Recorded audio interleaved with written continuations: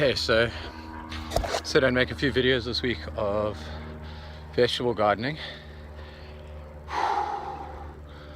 Okay, so I've chosen this spot here at the top end of my dad's garden. Site selection is quite important when you're making a garden. You've got to take into account where the sun tracks during the day. You want to make sure that the garden is getting a minimum of 6 hours of light a day. It's direct sunlight. Anything less than that and plants won't grow so well. Also another thing to take into account is where the sun tracks during summer and winter. In summer it comes straight over, whereas winter it'll stick more to the horizon. So you've got to make sure that, yeah, in summer it's generally not a problem, but in winter oftentimes people put a garden in and then in winter it doesn't get any light because they didn't take that into consideration. So take a note of where the sun tracks during winter. Then also north-south orientation is quite important. You've got to make sure that, as you can see, these beds, they're running in that direction. That's a north-south direction. The sun rises behind me and sets over there. So what that means is that the beds are ensured that they'll get sunlight on both sides of the bed during the day, which is quite important. Another thing to take into account then is slope and drainage. You want to make sure that the garden drains. You don't want water sitting around on your garden. It's not good for the garden, not good for the plants.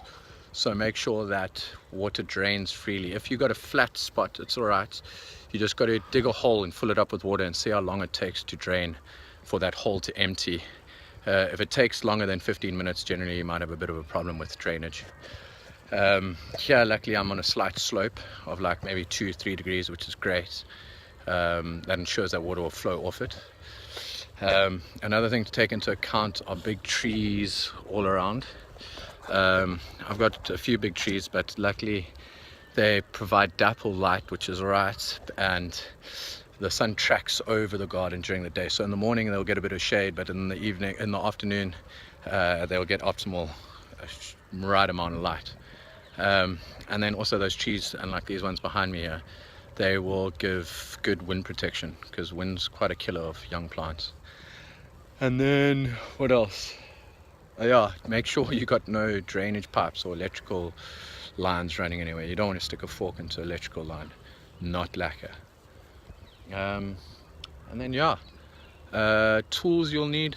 I've got a hoe and a spade, garden fork, always useful, a wheelbarrow, a little bit of, you can see I've put some line everywhere. I don't know if you can see that.